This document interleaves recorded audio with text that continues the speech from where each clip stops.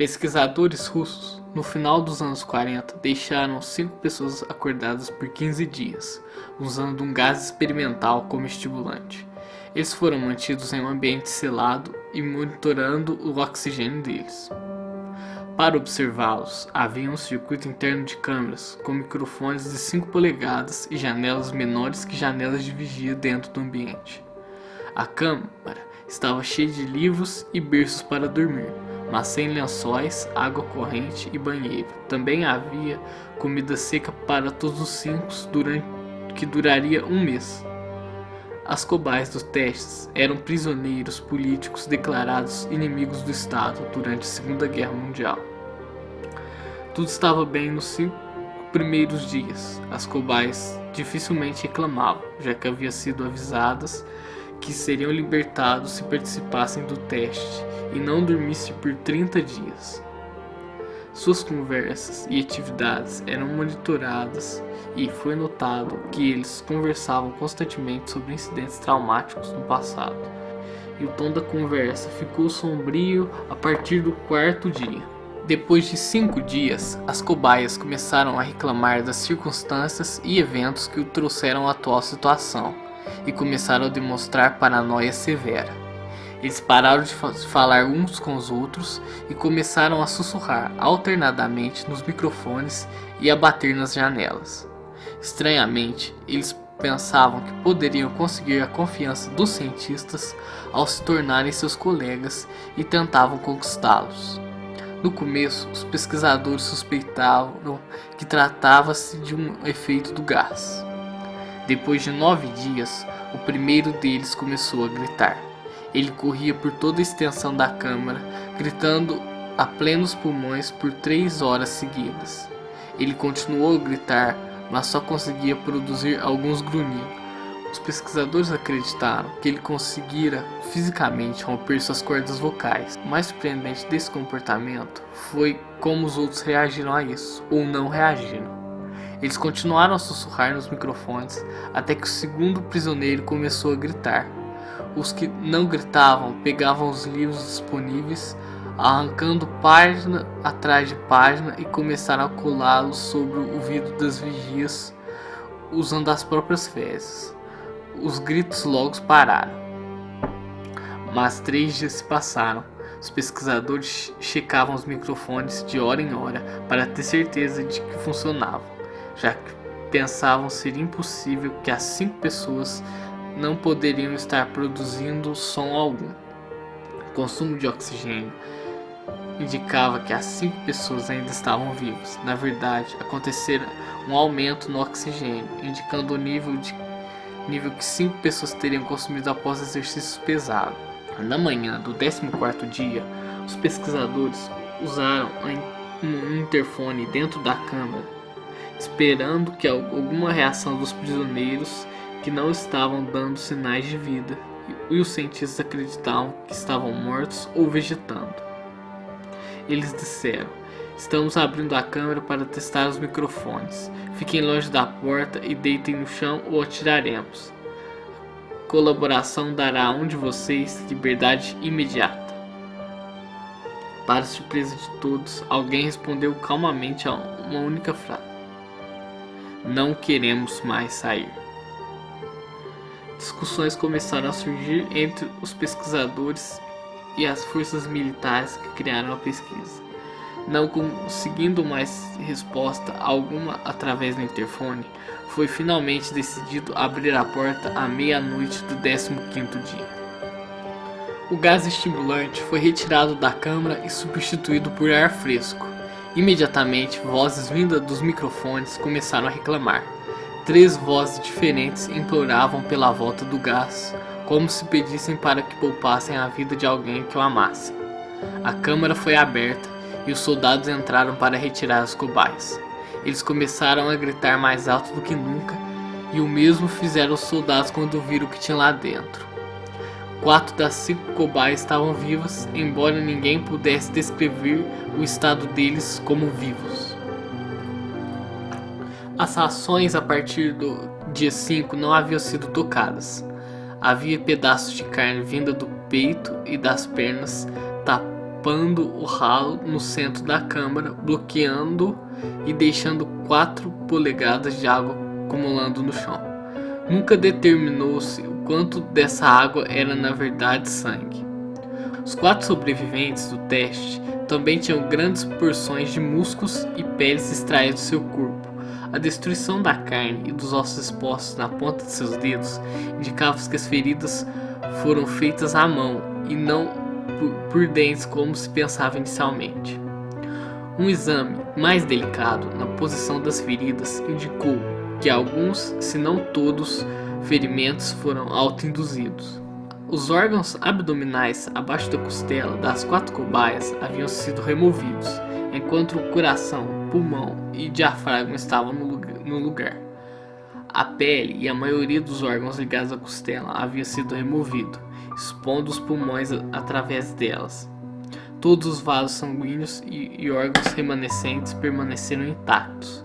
Eles só haviam sido retirados e colocados no chão, rodeando os corpos eviscerados, mas ainda vivos das cobaias.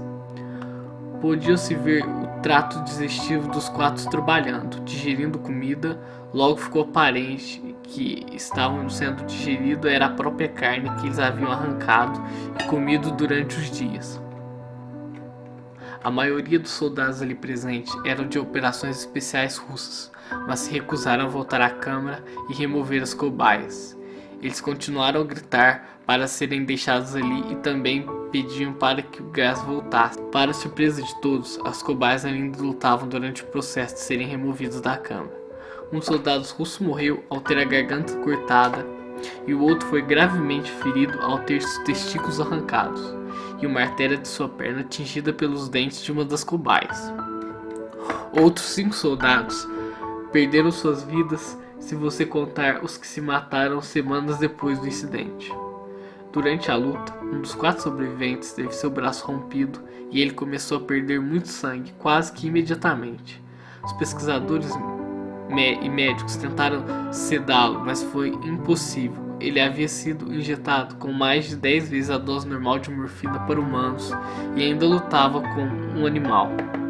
Quebrando as costelas e braços de um médico, houve um ponto em que seu coração bateu fortemente por 2 minutos após ele ter sangrado tanto a ponto de ter mais ar em seu sistema vascular do que sangue.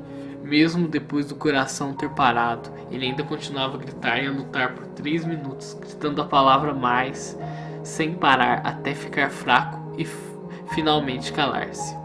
O terceiro sobrevivente estava muito contido e foi levado para um consultório. Os outros 2, com as cordas vocais intactas, continuavam a implorar pelo gás para serem mantidos acordados. O mais ferido dos 3 foi levado para a única sala cirúrgica que ali havia. Durante o processo de preparar a cobaia para receber seus órgãos de volta, foi descoberto que ele era totalmente imune ao sedativo que estavam dando para ele. O homem lutou furiosamente contra as amarras que o prendiam à cama quando trouxeram gás anestésico para sedá-lo. Ele conseguiu rasgar mais de 10 centímetros de couro das amarras em um dos pulsos, mesmo com um soldado de 90 quilos segurando o mesmo pulso. Levou mais do que o necessário de anestésico para sedá-lo e na mesma hora em que suas pálpebras se fecharam, seu coração parou. Na autópsia foi revelado que seu sangue possuía o triplo do normal de oxigênio. Os músculos estavam presos aos seus ossos, estavam destruídos. E ele havia quebrado 9 ossos na luta para não ser sedado. A maioria era pela força que seus próprios músculos haviam exercido. O segundo sobrevivente era o primeiro que começou a gritar entre os 5. Suas cordas vocais estavam destruídas e ele não era capaz de gritar nem implorar para não passar por cirurgia.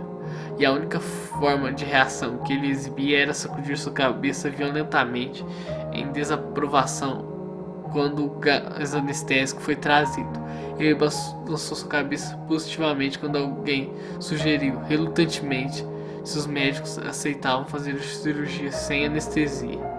O sobrevivente não reagiu durante as 6 horas de procedimento para repor seus órgãos e tentar cobri-los com o que restou de pele. O cirurgião de plantão repetia várias vezes que era medicamente impossível o paciente estar vivo. Uma enfermeira, aterrorizada, que assistia a cirurgia, constatou que vira a boca do paciente virar um sorriso toda vez que seus olhos se encontraram. Quando a cirurgia acabou, o paciente olhou para o cirurgião e começou a grunhir alto, tentando falar enquanto lutava. Acreditando ser algo de extrema importância, o médico pegou uma caneta e um papel para que o sobrevivente escrevesse sua mensagem. Continue cortando. Os outros 2 sobreviventes passaram pela mesma cirurgia, os 2 sem anestésicos, mas ambos tiveram um paralisante injetado durante a operação, pois o cirurgião achou impossível continuar o procedimento quando os pacientes estavam histéricos. Uma vez paralisados, as cobaias só podiam acompanhar o procedimento com os olhos, mas logo o efeito do paralisante passou e em questão de segundos eles começaram a lutar contra suas amarras. Quando perceberam que podiam falar novamente, começaram a pedir pelo gás estimulante. Os pesquisadores tentaram perguntar por que eles haviam se ferido e por que haviam arrancado as próprias entranhas, por que queriam tanto aquele gás. A única resposta que foi dada foi: eu preciso ficar acordado. Todas as 3 cobaias sobreviventes foram colocadas de volta na câmara enquanto eles esperavam alguma resposta para o que seria feito com elas. Os pesquisadores, encarando a ira dos benfeitores militares por terem falhado em seus objetivos, consideraram a eutanásia aos pacientes. O comando do processo, um ex-KGB, viu algumas possibilidades que as cobaias fossem colocadas novamente sob o gás estimulante.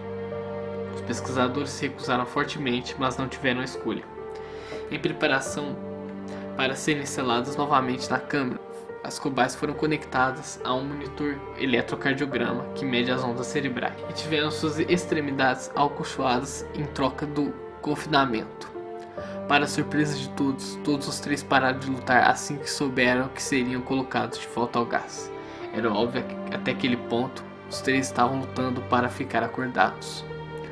Um dos sobreviventes, que podia falar, estava cantarolando alto e continuamente. As cobaias caladas estavam tentando soltar as suas pernas amarras com toda a sua força. Primeiro a esquerda, depois a direita, depois a esquerda novamente, como se quisesse focar em algo. As cobaias restantes estavam metendo a sua cabeça longe do travesseiro e piscando rapidamente. Como foram o primeiro a ser conectado ao eletrocardiograma, a maioria dos pesquisadores estavam monitorando suas ondas cerebrais. Elas estavam normais na maioria das vezes, mas às vezes se tornaram uma linha reta sem explicação. Era como se ele estivesse sofrendo mortes cerebrais constantes. Enquanto se focava no papel que o monitor soltava, apenas uma enfermeira viu os olhos dos pacientes se fecharem assim que sua cabeça atingiu o travesseiro. Suas ondas cerebrais mudaram para aquelas de sono profundo e então tornaram-se uma linha reta pela última vez, enquanto seu coração parava na mesma hora. A única cobaia que podia falar começou a gritar. Suas ondas cerebrais mostravam as mesmas linhas retas que o paciente que acabara de morrer. O comandante deu a ordem para se selar dentro da câmara com as 2 cobaias e mais 3 pesquisadores. Assim que entraram na câmara, um dos pesquisadores pegou sua arma e tirou dos olhos do comandante e depois voltou para a cobaia muda e também atirou em sua cabeça. Ele apontou a arma para o paciente restante ainda preso na cama, enquanto os outros pesquisadores saíam da sala. Eu não quero ficar preso aqui com vocês. Não com você, ele gritou para o homem amarrado. O que é você? Ele ordenou. Eu preciso saber. Você se esqueceu? O paciente perguntou. Nós somos você. Nós somos a loucura que vaga em todos vocês, implorando para serem soltos toda vez dentro de sua mente animal. Nós somos aquilo que vocês se escondem em suas camas todas as noites. Nós somos aquilo que vocês cedam no silêncio e paralisam quando vocês atingem o paraíso noturno da qual não podem sair. O pesquisador ficou quieto e então mirou o coração do paciente e atirou. O eletrocardiograma tornou-se uma linha reta enquanto o paciente gaguejava. Tão perto. Livre.